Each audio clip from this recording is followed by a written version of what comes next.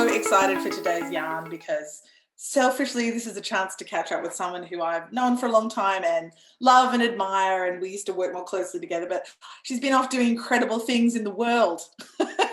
And so it's absolutely glorious to catch up and talk to her in more detail about those things with a community lens. So for those of you that are new to ACM Yarns, you might be watching this on the recording or live here in the room. These are monthly fireside campfire, really, chats. We do, so it's fireside chats with an Australian spin, where we bring together people doing the work of community in all sorts of different contexts, all over the world, often here in Australia when we can. We love to elevate those stories, of course. And we talk to them about what that work is, lessons learned, challenges, insights, how they fell into this work, because that's often a very interesting journey in and of itself. And we look to learn from that together. It's a chance to just hang out in an intimate environment, ask each other questions and learn from those experiences. So as I said, Sarah's joining us today to talk. Sarah is CEO and co-founder of Girl Geek Academy, which was a movement to inspire 1 million women into technology by 2025. No small undertaking. But I know Sarah, and it's going to happen. She helps inspire a generational shift in the way that our political leaders, schools, education system, and young girls and professional women are thinking about and practicing STEM. Girl Geek Academy runs programs from girls from the age of 5 through to 95 plus, ages no barrier. Sarah herself got her start in online communities, and I want to talk a little bit about that.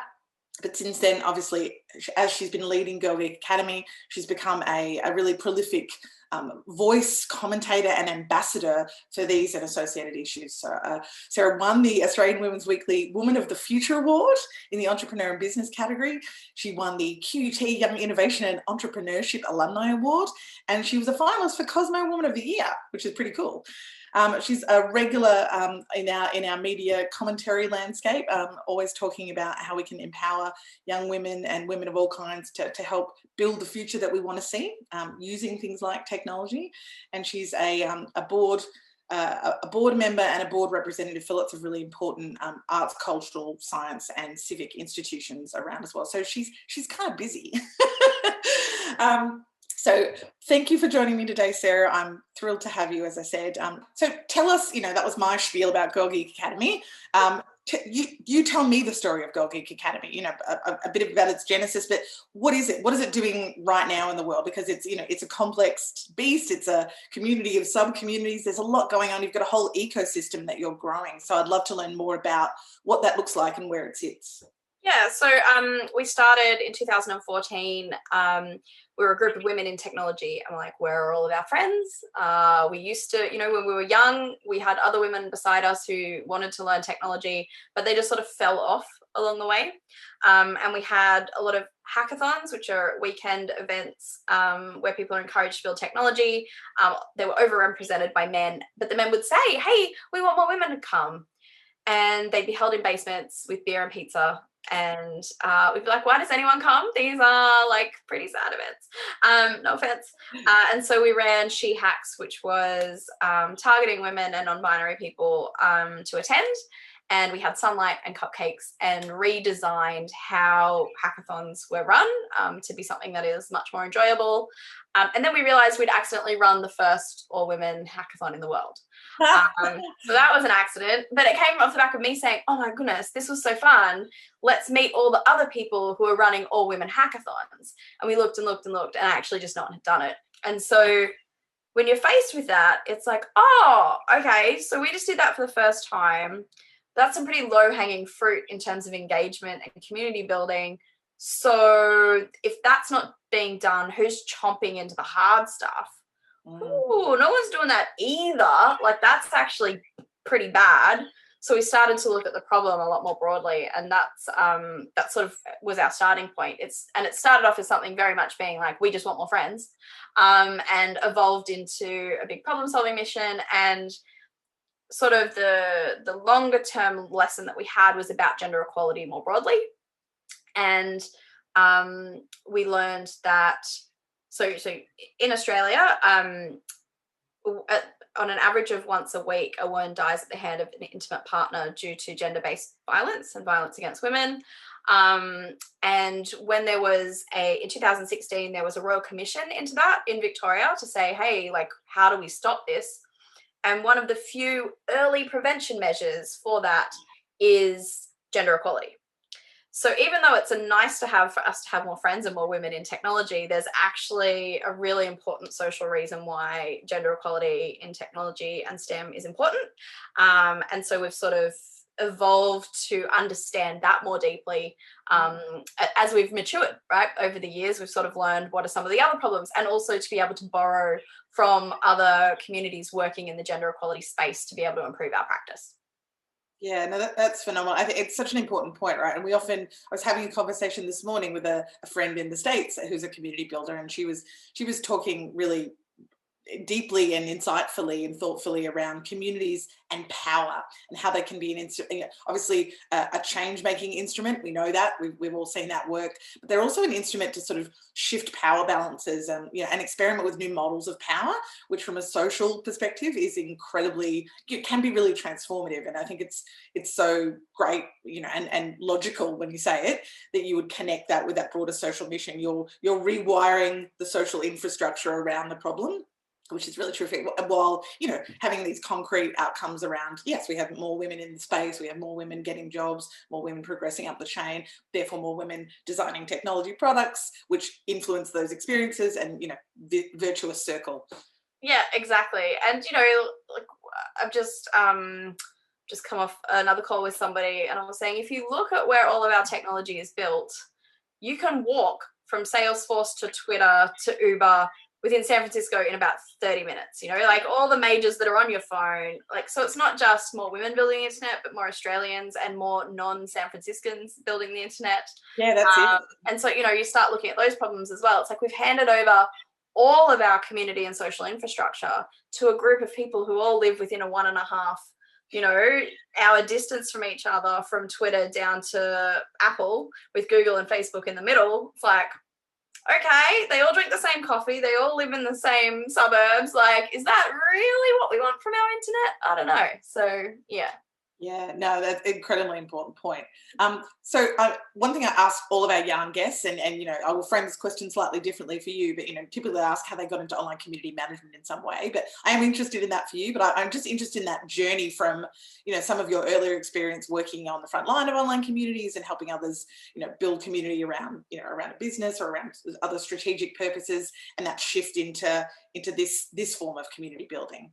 Yeah, and so for me, it was probably about 2005. I started volunteering with reachout.com.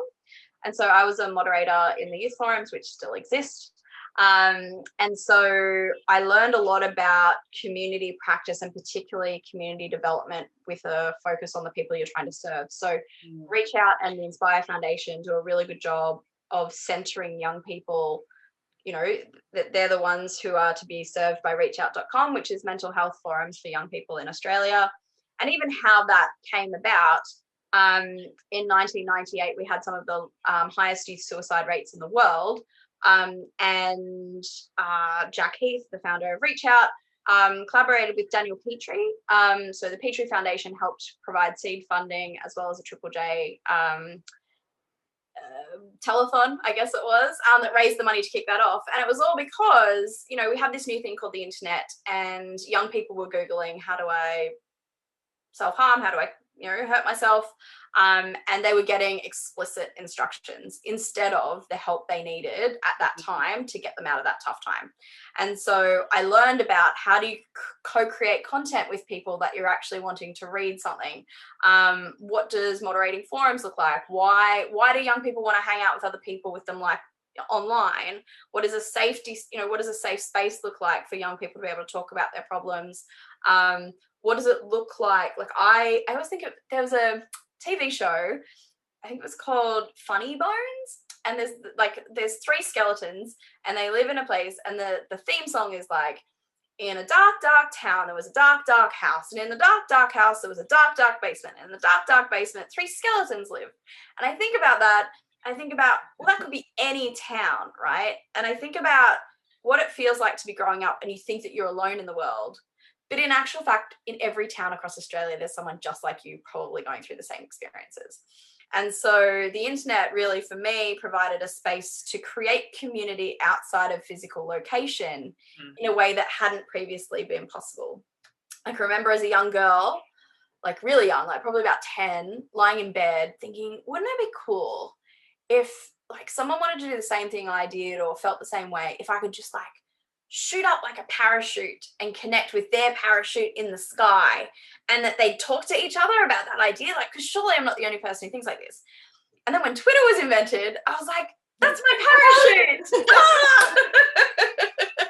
I had a very similar, I remember thinking very similarly, like, isn't there just like a smoke signal, like somewhere I can like just wave, but like at a really high level? And so, I guess, that speaks to even my way of wanting to do that from such a young age. And then so learning off the back of that and learning, even, so I was lucky enough to move to have some time in Chicago for a global engagement summit. They brought together a heap of people from all over the world and talked about community engagement, and also talked about some of the harmful things that have happened in community development over the last, however many years, like that maybe going to developing nations and getting your happy snaps with a person, poverty porn is bad, and, the idea of bad community development and learning from the mistakes that were made has really helped me learn what not to do as much as what to do in our movement building. So with Girl Geek Academy, and also in my professional life, my first job was my first job was actually the Clubs and Societies manager at QUT. And it was just after voluntary student unionism had been brought in. So we had no money. So what I had to do to be able to support people was give them skills and resources because I couldn't give them cash anymore. And so I increased the number of clubs on campus from 20 to 60. And so bringing those people together and teaching them, how do you build a special interest in a group of people, and how do you bring them together and have fun and engage in what you do? And then I got a job as the first social media person for Virgin. I think it was one of the first full-time community management roles speaking on behalf of a brand in Australia. Like definitely one of the first. Yeah, it was. And I got it because I knew how to use Twitter, so right place, right time, have a journalism degree, and in Brisbane, get a job over a beer, and so very much right place, right time. But I learned a lot about, how does the internet work? How does community work? And what is community versus just like conversation? So when you engage audience, which is different. Yeah. And so I think it's been interesting to sort of watch community management grow as a practice over that period of time, where technically there was actually limitations on how we could build community back in those days. I could tweet as a plane and maybe get a reply. But then how that's actually grown into, I guess, deeper tools, deeper spaces for engagement, and the idea that everything old is new again. So last year we launched our own forums. It was something that I've wanted to do since day dot. Like, so for 7 years at Girl Geek Academy, I've wanted to launch forums, but just knowing the timing's not been right. So to be able to say, oh, hey, let me hang out with your kids online was creepy before the pandemic. It was so creepy to say that, and there was so many hesitations. Whereas once the pandemic hit, everything was online, and we're like, we're good to go. We can hang out with kids online. Parents understand what that means and how that works. And so that's where we've sort of evolved to with some of our practice. Yeah, no, that's phenomenal. You're right. It's normalized that experience. And I think because you've done the pre-work of being out there in the world, doing the work, building the trust, earning that social capital, so that you can now, shift into that space and say, look, you've been with us, we have a real relationship, there's trust, and now we're going to do this, which is something you're doing in other contexts, so you understand how it looks and feels. It's going to be safe. Let's do this. I think you raised such an important point that I just want to reflect on for a minute, which is that how much that online community builders and managers, really, regardless of their industry, regardless of the context of their community, can learn from offline and sort of, traditional community mobilizers, community organizers. There's such a shared set of core practices there. And in particular, what you pointed out, which was building community with, not for. and of course it's very different if you're a corporation, if you're building a for-profit community for a strategic business case. Of course, there's a we're building it for us, so we need some shared value here, of course, but you still, to make it effective, to make it sustainable, and to really truly get that shared value out of it, you're going to need to co-create it with those individuals and with those groups. And I think that's still, even now, something that we miss the ball on. We don't do enough pre-work. We don't necessarily do enough research. We sort of set things up and fall into the trap of sort of then trying to pummel people to engage, at any cost, which creates its own sort of engagement trap. But yeah, it's really about building with, you're in a set of practices with others, and you can lead and facilitate, and then empower others to lead and facilitate. But it's more of those social science and community development practices in many cases, which is where it differs from any kind of traditional marketing. Yeah, well, that's what I always find it funny, because you're right. Like, a lot of the conversations that we have in a commercial space are, oh, well, I'll build this and then I'll put people in. And we know that's not the best way to do it, but it's also an expensive way to do it. So the way that ends up happening is people, particularly the bigger brands, like, I can just buy that with a media buy. I was like, well, you could, but like, you also don't have to if you do the engagement practice right early on. Yeah. And this is more long-term and more compounding value, and there's good data to show that. But you're right, we go for the bigger, splashier, quicker win sometimes. Yes. But as you said, it's often actually more costly. Yeah, or community as campaign, and that's something that I have to really be careful about who we partner with, because I'm like, I'm not here for a flash in the pan. Your money might be only around for 3 months, but I'm going to be here longer, and I'm going to be left holding the bag if we don't do this. There's any fallout from that. That's an incredibly good point as well. There was an article I shared, and ACM shared this as well, if you're following us, the other day, around this a little bit off the back of COVID, the phenomenon of community washing, a bit like greenwashing, where obviously there are community as a concept, as a business model, as a community-led company. That's an exciting thing. A lot of there is a genuine renaissance and interest in this. There's VC money moving toward that. That's all fantastic, but there is a bit of a danger that it becomes nice placeholder motherhood statement language that kind of fancies up pitch decks, but in actual fact doesn't have any substance behind it. It's absolutely extractive, and it's for people rather than any kind of genuine effort to do the stuff that you were talking about. So I just think we need both as operators of it, and out there in the world, need to be careful of that, mindful of that, and call it out when we see it, if that's really truly authentic or not. Yeah, that's how I feel about Clubhouse, but that's not good. That's for another conversation. What are some of the, so you've talked beautifully about some of those community building insights from online and offline that you've gained over the years, and how you're operationalizing some of those now with Girl Geek Academy. What are some of the challenges? So this work isn't easy. Everybody listening knows it, and you certainly know it in the trenches. So what are the biggest challenges, both from a community building point of view, but just in general with this movement, this topic, personally or organizationally? So I think one of the things, like the biggest thing for us, is that I saw an end point and worked, and I've been working backwards to sort of build up to that. Of if this is the new world that I want to see, then what are the changes I need to do? And I think the thing for me is that there's been multiple levers to pull.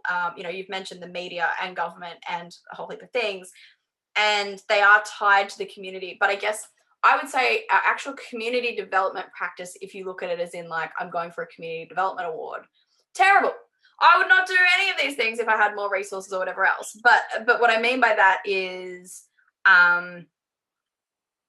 so our community, it's sort of like brand led first, and it's attracting people into what we're doing, so that they have ownership in a way that they can go and do their own thing and feel like they are empowered to do that.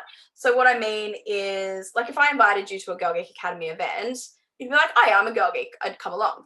But you don't have a membership card. You're not a member of a forum. It's not an intimate membership necessarily. But what becomes empowering is when you take your own action and then you go, I did that because that's my contribution to the movement. And that's so hard to manage, because you can't manage, you can't always track that impact.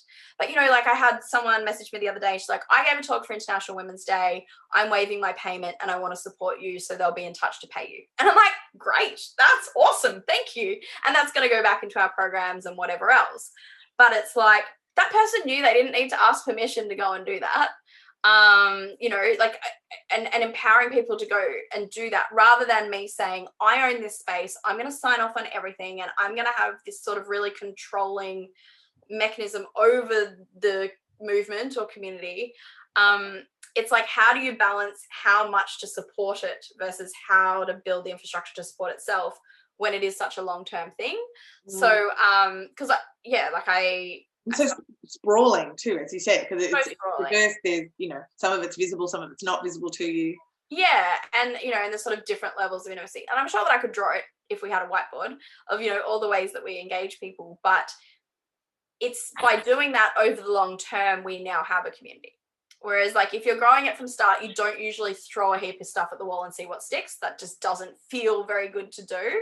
But by throwing a lot at the wall, seeing what sticks and who sticks around, that in itself has created our community and our movement in a way that we now, I don't know, have a really strong brand presence, community presence, and an empowered group of people who know, like, I'm not trying to own you. I'm not trying to say, you're my community member, you know. I'm not trying to whack my sticker on you and go, done, you know. And I think at the start, a lot of people felt then left out.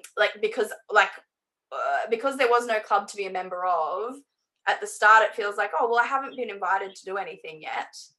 But it's just by doing it long enough, you're like, oh, I have to say I'm coming. I'm not going to stick around and wait for the invite. I need to tell them I'm in, I'm coming.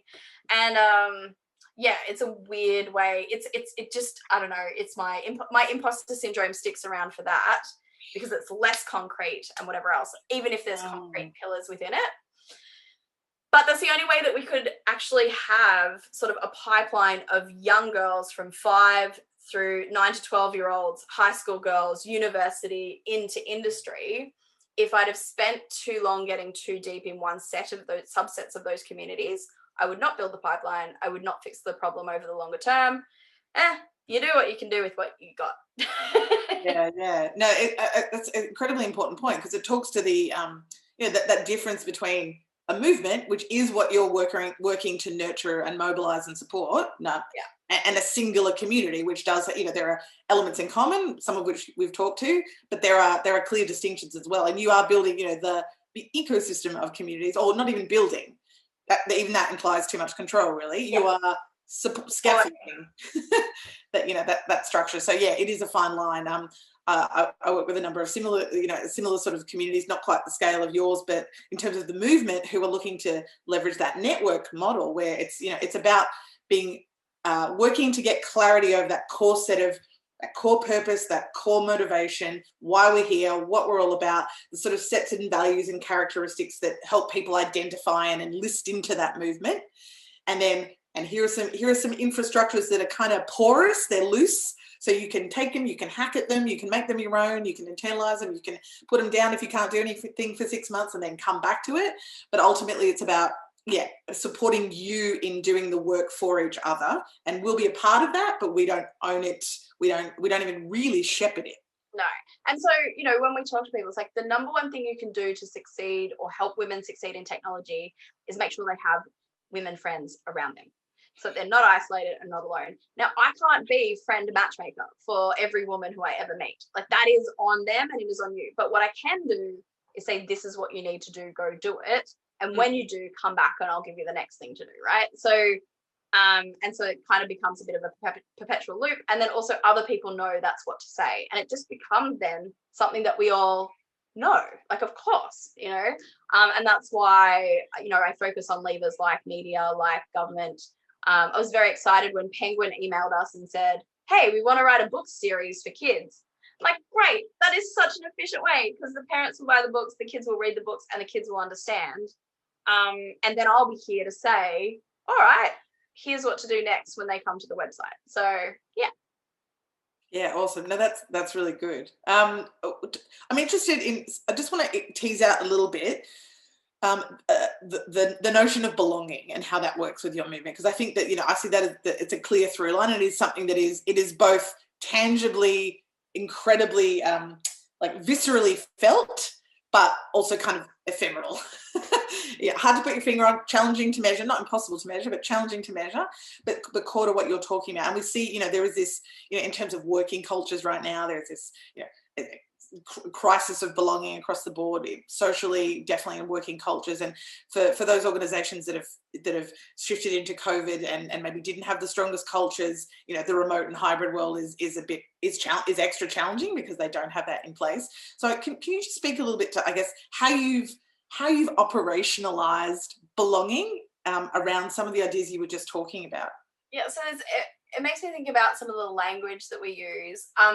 Governments don't love the way that I write my grant applications, because what I do is I'm very conservative. I'll say, look, maybe 5 people will turn up to this event, right? Yeah. You know, and they're like, I'm like, no, like more will, but maybe it's only 5. And they're like, well, let's keep it real. So. Yeah, I'm just gonna be real.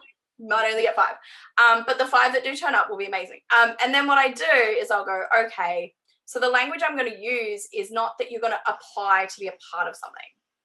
It's, hey, I've invited you, tell me if you're coming. Like, and so, you know, really changing things, like, you know, even the idea of a registration to attend, it's like expression of interest, you know, like, do you maybe want to come? Because I'm just as interested if you maybe want to come and can't than if you could attend, right? Like, I'm just as interested to hear from you. And, you know, so thinking about that language in everything we do, we always say, you can sit with us. We're always very clear at the start of our events, like the Pac-Man circle. So physically, like, leaving a space for people to join and be a part of, and name tags. Oh my goodness, name tags.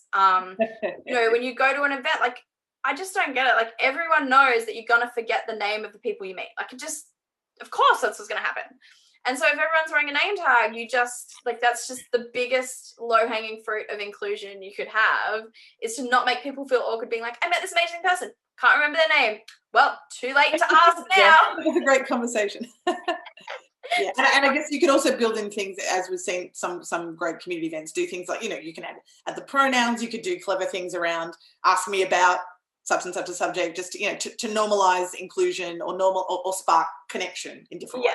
Exactly. And so then how do you carry that online? So last week I went to the rally in Canberra, and it was so the way that came about was a disorganization of women, right? Like, there was no community. It was just literally a woman's idea on Twitter, and everyone went, yeah, let's go stand around Parliament House. That sounds great. Logistically, you're not allowed to do that. There's a whole heap of things that went down the other way.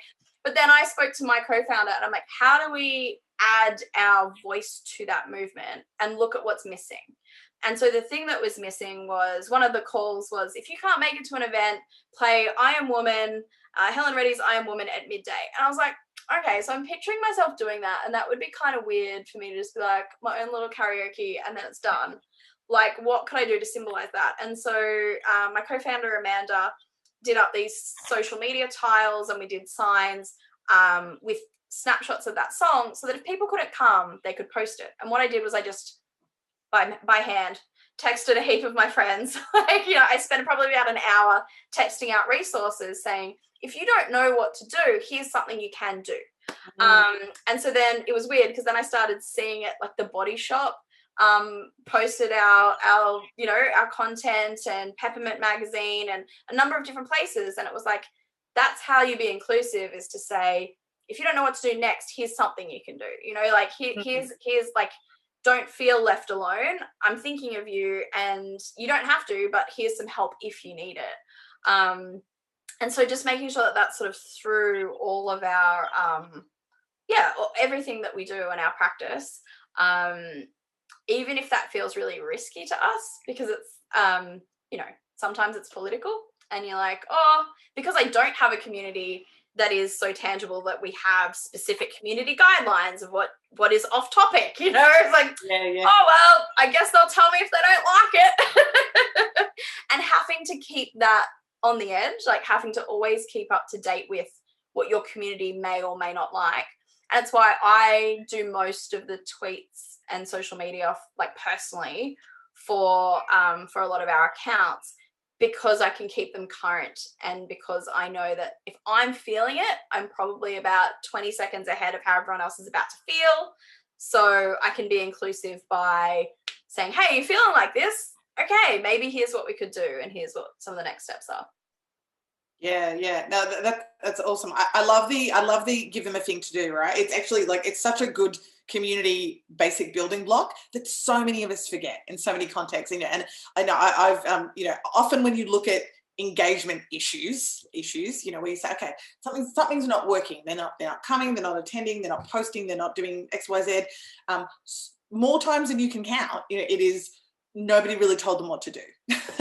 Although they didn't know the options. There's so many assumptions that we carry into this work. So, much like unconscious bias, it's really great just to sort of sanity check those and say, have we actually just spelt out what it is happens here generally, what we'd like people to do, and the options available. And we're not going to force them to do anything, but as you said, you give them the opportunity in a very clear way to self-select and to self-qualify and say, yeah, I think I am in this movement. Yeah, I would like to help. Cool, I wasn't really sure. Like, I agree, I connect with this, but I don't know what to do. Great, that you've just given me 3 things I can do. Fantastic. You made it easy, and it's not about a barrier to participation, but it's about directing that participation, I think, and those pathways to progress and action. And agency and influence and getting a thing done, even if it seems quite small in the moment, the power of that in, I think, an age where so many feel very adrift and unmoored and helpless and fraught with all the things that are happening around us, is incredibly powerful, and I think arguably quite compelling in terms of bringing you back for more. So if you're looking for habit building kind of energy, and ways to really engage people to come back for more of that, helping them feel like they did a thing that meant something in the context of this is really powerful. Yeah, and I think 2 things on the flip side of that. So, one, so sometimes I cry on the phone to lawyers, and there was one point where I was like, okay, so I have all these people who turn up to my events, and they're attendees, but they say, oh, can I help? What can I do to help? But legally, I'm meant to pay anyone who does anything that would otherwise be seen as a job, because it's like, if it needs to be done, I shouldn't be taking free labor. And so I've just been in this like loop with this lawyer. I've since moved on to different lawyers, but to be able to say, well, like, volunteering and participating is an important part of that community process, but then legally I am trading as a business. So how do I then do that properly and not be ripping anyone off, but not being like, no, you can't take the biscuits out of the kitchen to put them next to the tea, because I need to employ someone to take the biscuits out of it, So there's that part, which has been interesting. But then also that idea of incremental action over time, as opposed to I guess giving people a job in your community, like almost full-time, being overwhelmed that as if everything you do as a community manager is going to overwhelm them. And so we've just been careful to let people have many different ways to opt in at times that they choose. And if you don't opt in one time, don't care. There'll be another time down the track. Yeah. No, it's so important, thinking about that, the kind of participation curve and, that ladder of engagement, and just giving and understanding that it's a very useful framework, but it's rarely that linear, as we know, right? It's much more of a web. And as you said, people need to get in and get out depending on what's going on in their world at any given minute. So it's really useful to have a multitude of ways, a multitude of pathways. And I've tried to measure it. Like, I've tried to linearly measure it, to be like, how many events do people attend before they feel engaged? What actions do they take? And I've like spreadsheeted it. And then I built an AI tool to try and like read like all of that. And every time it's like, there's no predicting it. And I'm like, oh. Defies modeling. Oh, but I tried to do the maths thing with it, and actually people are really random. So yeah. It's so interesting. It's interesting you say it, because one of the things that comes up so often, both in the ACM community and in our community of community managers globally, is obviously the conversations around measurement. There are crystal clear ways we can measure a whole bunch of things about communities, but I think it's very interesting. Everybody wants benchmarks. In a discipline that is more contextual than any. So it's super challenging. And as you said, there's so many variables that, there may be ways, there probably are ways, but it's really challenging to crack. Well, you and I should hold a hackathon about that one day, about connecting, amazing female developers into helping create automation and some measurement tools to help kind of apply to some of these social models. It could be really interesting. I would angel invest. But one thing I would say on that is, and I can see there's a question there, but so in marketing, I've worked with big budgets, and the idea is, you've got your leads at the top of the funnel and you want to convert, down the funnel. But with community management and this process, like, I've just found it's that serendipitous stuff of, reading my instincts and going, if I just chuck this out here, will something weird come back that I haven't modeled or can't model because I just don't even know? And my favorite example is I used to work for QUT, Creative Enterprise Australia, which supported creative industry startups, and I was marketing there and building their physical and online communities. And I was like, I'm just going to throw some Twitter ads up and not target them too specifically. Like, I'm just going to throw the net out and see what comes back. See what I fish. Right? And it was a big net. And I got a random response from the head of Starwood Whiskey. And he was like, hey, this looks really cool. Can I give you a bottle of whiskey for every one of your keynote speakers? Can I please come along and provide cocktails at your after party? I'll provide all the ingredients and all of the, the bartenders and whatever else. And I was like, yes, you can. And you've just covered the cost of those ads. So, like that sort of sweet unpredictability is also like a bit of the community magic, as I'm sure everyone on the chat would have their own similar experiences. But it's not justified up front. I'm just like, just let me have a go. No, it's true. And it's, it's so much, it's such an art and science kind of practice, isn't it? Like, there is so much human-centered work here on intuition and serendipity and discovery. It's not wishy-washy. It's just different. It's just, you think about it differently. It works differently. We use different language to describe it, but it's just as valid than the other stuff.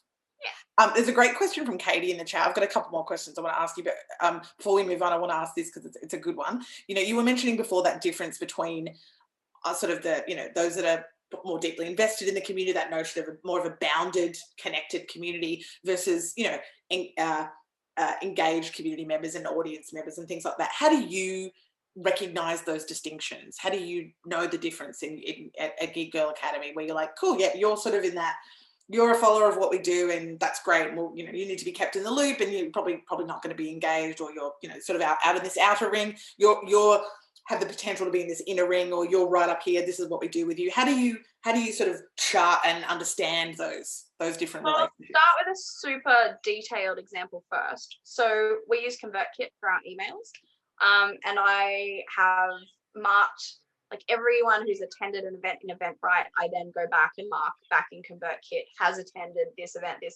or participated in this way, or has a child because their child subscribed to one of our workshops. And so then when I don't do this enough, but I assume every person is surface level at the start. Mm-hmm.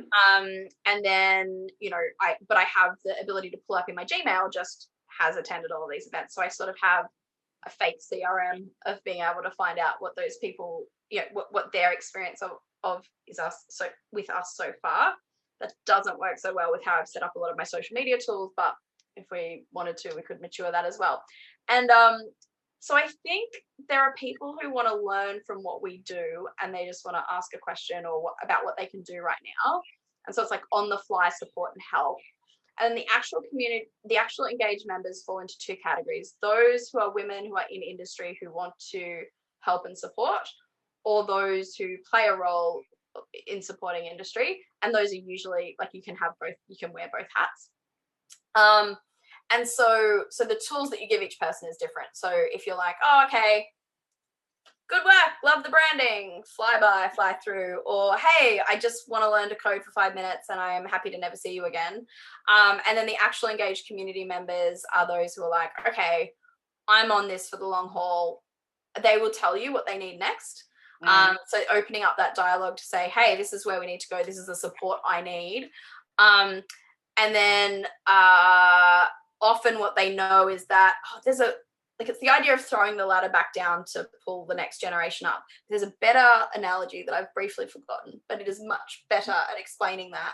And it's kind of the idea that we all have to play that role as we go along and as we develop. So it's about connecting those two people together. So the engaged community members, as you know, start to then play a role in inviting newbies in or starting off those conversations, and just giving them space to do that. So in terms of the definition, there's the technical thing in terms of our CRM, and then there's how do I actually handle both of them. But my favorite emails to get are from more like 8 to 12-year-olds who are like, Sarah, you said that the next thing we need to do is this. Where is it and when is it happening? And I'm like, you are my boss. I am accountable to you. It is very, very confronting to be told what for by a 12-year-old because they don't have great email game. It's very direct and blunt. And you're like, sit straight up, straight away. But that's the sign of me saying, well, this is working. If you feel comfortable enough shooting off an email to me, I had an opportunity come up the other day. Again, so what happened was someone who I wouldn't say is a community member because they don't have like a membership hat to wear. She DM'd me and said, hey, there's an opportunity that's come up for young girls if they want to play help build in Minecraft. The people who made Mini Melbourne in Minecraft are looking at doing the next phase. Kids can get paid. I posted it in our chat to the young girls and I just said, I don't know much about this. I know it's safe to apply, but I don't have the details. Email this person. And so I redirected that effort for them to go and organize themselves. And apparently that person was flooded with applications, probably about 150 from young girls that we'd sent their way. I'm like, be careful what you wish for, dude. Like, sorry. Yeah. That's great. That I think that explains quite clearly how you do. And I guess it's often is that for Katie's benefit and others listening, it's that a balance of, probably some sort of analytic, technical, perhaps a particular criteria set. They've done X, Y, Z in this flow, or, there's some set of actions and activities that they've done or progressed through, and you get to determine what those are and how you weight those. And then there's that more communication, intuition, sort of, the almost the ethnographic, right? The observational. I'm in the community, I'm watching what's happening, and you see, that sense of ownership, that comfort level, that trust. And those are definitely all signs that that's working, particularly if they're trusting enough to want to, mobilize others into it, and even just sharing things out to their own networks. That's a whole level of trust as well. But bringing others in, that's definitely they're moving along a layer, however you want to define it or give it a name, into that journey with you. I'm interested in, I just want to talk about the tech as a product for a moment. So obviously we talked at the beginning about, one of the outcomes of a whole bunch of more women and other, different voices from that narrow community that are currently sort of owning and steering this for us, bringing them in is going to create, better, different products and tools. And, tools are something obviously we think about a lot as community managers, whether we're building communities on social media or on dedicated community platforms, the analytical tools we use. And of course, technology, our own biases and lived experience is baked into the tech and its assumptions and how it performs. What do you think, how could the work you're doing and the work those on a similar pathway to you are doing influence that? Could we, at the end of this journey, could we potentially see better community tools for women and for others and for minorities, for example, as a result of the work you're doing? Do you think there's a relationship there? Yes. But I think how they're funded becomes really fascinating. So it also extends largely into nonprofit tools and a number of other things. So the way technology is funded is, will a heap of people use this product, therefore I can make a heap of money? Or will the data that I get from creating this tool be worth commercially a lot of money if we sell to one of the big brands, right? And so I've actually started doing a course as an angel investor so that I can understand how and what gets funded and to try and disrupt that a little bit. And so I guess with community management tools, until community management as a practice has grown, but in terms of it's not seen as an enterprise tool set yet, I don't think. I agree. As reflected in how poorly our enterprise community management is. If you're working in a big corporate, they're like, here's some Yammer, and you're like, anyone got to manage that? No, Yeah, All yeah. right, well, I guess I'll just own it and get all the social capital that comes with that. But so I think that as community management, the value is becomes more and more obvious, then it'll turn up on the balance sheet of a lot of corporates. And once that happens, then there's a commercial reason for those tools to improve and mature and develop. Which feels so dumb to say, but I think that is where those levers shift. But Yeah, right. That's the bottom line. It might have been you who posted it the other day, but one of the communities who proved their value by turning off their online forums, like they turned off their help desk support, and calls went to the call center went up, and they could prove the commercial value of what the online community was. And I think things like that and ways of measurement of improving that, I mean, even that, I'm just like stealing that for everything. But there is ways to prove the commercial value. And once that happens, then the tool sets can, like, there's a way to pay for that, and the monetary value and the pool of money that's there to create those products becomes visible and useful. Yeah, I think you're probably right. I think that that in some ways is the tougher battle, but I think it's incredibly important, and it's why, other than just A, justifying our existence, B, giving us better insights to do better work, those measurements and frameworks and understanding how we ascribe value to this stuff is just so incredibly important. And while we've made great strides in that in the last sort of 20 years of online community management, going from the fledgling quarters of the internet to to a departmental function in many cases now, and you are seeing a few chief community officers around, not so much in Australia, overseas a few more, but it's happening. It's there. I see it leaning in that general direction. I think that needs to happen before that can sort of follow through. As you said, I don't think we're going to. We need to keep having the measurement conversation, as annoying as it sometimes is, and just continue to build our literacy around that. I don't think it's something that we can afford to not have, because these are the challenges that we face around recognition, understanding of the value of the work, compensation for community professionals, and all of those related things. Where the way diversity and inclusion fits into this, they won't really move forward unless the economic model shifts as well. Yeah. I do think potentially we can challenge traditional thinking around business models along the way, because there is plenty of evidence, which I know you're very across as well, in terms of the more historical extractive business models. As you said, how can I exploit and squeeze blood from this thing? Not so great, not so sustainable, bad for people, bad for the planet, bad for everything else. So if we can, in the measurement conversation, learn how to talk about it from an economic point of view that isn't traditionally extractive terms, that could also be to our advantage, I think, because that's true innovation, I think, if we're doing that. Fingers crossed. So if someone is sort of right now thinking, okay, look, I'm very inspired by the work you're doing, and they've got a similar passion area, cause, something that in the world that they want to mobilize others around, or join in and participate around. Basically, they want to start seeding a movement or joining in and helping amplify the beginnings of a movement. What are your hot tips? What can they do right away? Where do they start? Yeah, co-founders straight off the bat. So I had 4 co-founders. And it wasn't even me who was really I stepped into the CEO role for various reasons, but I had 4 co-founders. And so we were a very tiny community with which to build, as opposed to I am the founder of a community, which I think kind of puts you almost in a bit of a cult situation if you're not careful.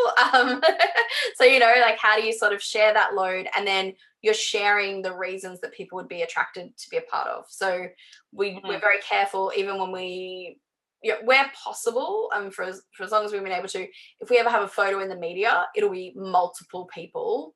Because if someone looks at me and goes, I'm not terribly interested in being like her, they might look at the person next to me and be like, oh, but her, I could totally pick up what she's putting down. So let them see themselves in the thing somehow. Yeah, exactly. So that's like an early piece. The co-founders also help you share the load in terms of that skill set. So at Girl Geek Academy, we talk about the hacker, the hustler, and the hipster. And I think that they apply for building a community, who is the person who's going to do the building of the tools that you're going to use, or the initial call outs to people, the hipster making sure the place feels good, you know, like what is the experience of someone within that community, and the hustle, making sure that you tell people about it and making sure that people want to be a part of what it is that you're doing. And with the hacker, hustler, hipster, we draw it as a little Venn diagram, and you will probably wear multiple hats with multiple skill sets, which, as we know, is how we do things. But yeah, they're probably my two major tips: is co-founders, and yeah, that hacker, hustler, hipster role is probably thinking about sharing that load, because doing it all yourself would just burn out really quickly, won't you? You certainly will. Yeah. And we need less, not more of that. Yes. A couple of great questions from the chat. Amber asks, how do you intend on keeping girls engaged sort of through their life cycle, which is, I'm sure, something you've given lots of thought to, sort of from, you know, obviously you work a lot with young and adolescent and teen coders, you know, through entering the workforce to then leadership roles potentially in various ways. You know, do they sort of stay with a cohort? Do they move into different spaces? How do you sort of track and sort of shepherd that along? Yeah, so we meet young people where they're at in terms of, like, because what you like changes over time. So the community sort of has to shift. And so when we start with age 5, it's you and your parent, or your sisters, or whoever is close to you, your neighbors, whatever else, and thinking about that. But there's different also problems at each set as you grow up, at each point in time. So the first problem is that after grade 3, parents stop doing as much homework with their children. And I think a big part of that is it's the point at which, like particularly with coding, it's like, oh, I didn't learn that at school. I can't help you. I don't know what I'm doing. So I'm not going to make a fool out of myself because I don't know. So I'm not going to help. So there's that issue is the first bit. Then there is when people go from primary school to high school, you start, everyone's at the same learning place because you're working out where everyone's at. And when it comes to coding, a lot of people are taught coding that they learned in primary school, so block coding. And so it's like an issue where you've got a lot of the people in the curriculum, not the people that are really good aren't getting stretched, right? And they're not allowed to connect with those that feel that way and push themselves forward. It's all just back to basics that they've already done, and people find tech boring. And that's a real risk. So check out. And then the next part is, so by the time you're sort of working up to year 10, you're thinking about your subjects in year 12 and whether you should study. Tech specifically doesn't rank very highly on your university course entry. And particularly women, they take on so much stuff that they find it, of all the options, I have to cut down to 6 choices. Well, tech will go because it won't get me the marks that I need. So we then, to counteract that a bit, we have work experience in year 10, and we encourage people. So I encourage companies. I'm like, here, you go run work experience. I'm not going to run all the work experience. Companies, go do that. And so what I do, I put out a press release, and I was like, this is what you need to do. And that was my, like, not community management, but community leadership, is to say, here's what to do next. And it's in a press release, so you can take it to your boss and say, this is what we've been told to do next. And so we've had a number of people crop up with work experience programs off the back of that. And then another problem, for example, is when people do decide they want to study technology in year 11 and 12, you don't run a class at a school unless the class is full. So in year 1, I've got 1 kid who wants to do it. I do a heap of work, and the next year 3 people want to do it. Still can't run the class. The next year 5 people, the next year 8 people, but until I have a full class. So there's just this cliff of like, we've got more women in Sarah, like, because they can't study it in year 11. So that's my next thing, is to then have to get a bit of data around that and put out a press release about that, and lobby government to make sure that they fund those classes even if they're not full. So that's not community management as much as listening to the community problems and then going and acting on it, and then coming back to the community and saying, did that help? Yeah. Well, so, in a way, I think it is. I think it's a style of community management. I know the word management gets us into trouble because it sounds so old school, hierarchical. But yeah, I think, as you said, it's stewarding. It's servant leadership, which is really what good community management is. Yeah. Bingo. Katie has another great question just before we finish up. Do you have even though obviously you were saying you don't have the classic kind of card carrying membership approach, is there an onboarding approach of any kind? Is it sort of if I just say, if I didn't know you and I just sent you a tweet or an email saying, how do I join the Girl Geek Academy, Sarah? What would your answer be? Like, what would be the typical, I'm new to this world, where would you point me? As you said, you steer people along. What is that approach? Are there steps or tools that they connect, versus short-term interest, long haul, all that sort of stuff? See you, Lisa.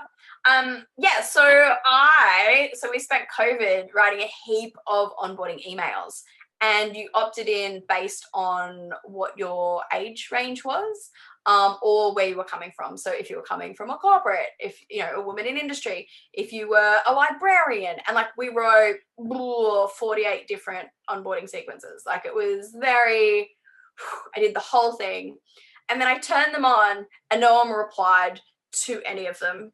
And I'm like, oh, so did they suck or were they really good? Like I thought there were calls to action in there to like hit us up and reply, and like everyone read them. But it was really interesting that I was like, I need an onboarding, and I went to all this trouble, but I really don't know whether I couldn't measure the impact of that whole onboarding process. So I'm not sure. So I read it. So we blew up the website again, which I do once every 2 years. And I haven't turned those back on because I don't know that it was useful. Because what I've found, if you think of what's happening with engagement around increasing women in technology as a stream, we allow people to dip in and dip out.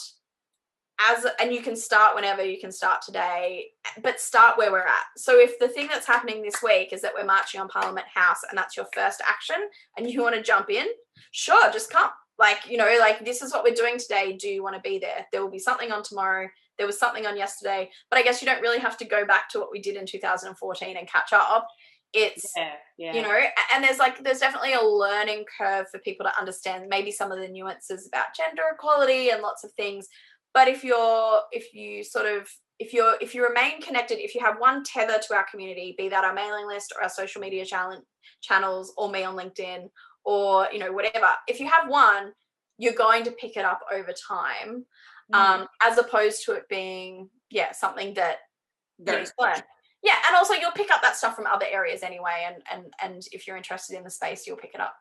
Yeah, it's a much more organic way of doing it, as you said at the top. It's this you're really building, a strong culture of activity, like a culture of doing, with all sorts of different pathways of ways people can achieve that and things they can do. As you said, it's the stream model, and clear sort of values and characteristics that define what you stand for and what you're all working to achieve together, but allowing people to really totally control their own experience within that. You're giving them the frame of culture, values, whole canvas of stuff you can do at any given time, but you opting it out. There's no linear pathway that you're shepherding everybody through within that.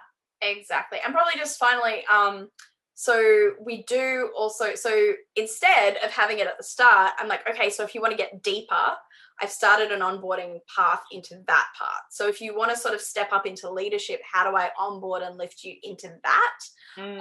And so what I'm looking at doing is I've built how to run your own she hacks, which is letting go of my IP a little, but in order to scale that impact. And so very, very detailed, 365 tasks for you to do if you want to run an event.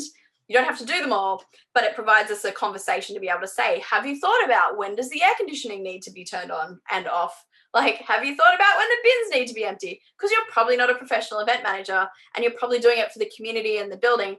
I don't need you to become a professional event manager. Please just follow this checklist and you will unfail the project. Unfail, I like that. Yeah. That's awesome. That's great advice, really great advice that we can apply to anything, really. Thank you. We're pretty much on time, so I could talk to you all day, but we have to wind up. But hey, thank you so much for spending time with me. Yeah, that's it. So girlgeekacademy.com is our website. It's just really pretty. And I'll drop my LinkedIn in the chat as well, but I'm sure you're all great at finding people on LinkedIn. But they're probably, and I love Twitter, but that is quite a stream, and you will definitely get topic of the day. Tell it like it is Tuesday, probably. But yes, that's where to find me. Awesome. Thank you so much, Sarah. Good luck with everything, and I look forward to talking with you more soon. Sounds good. Talk to you soon. Bye. Bye, everyone. Thanks so much for joining us.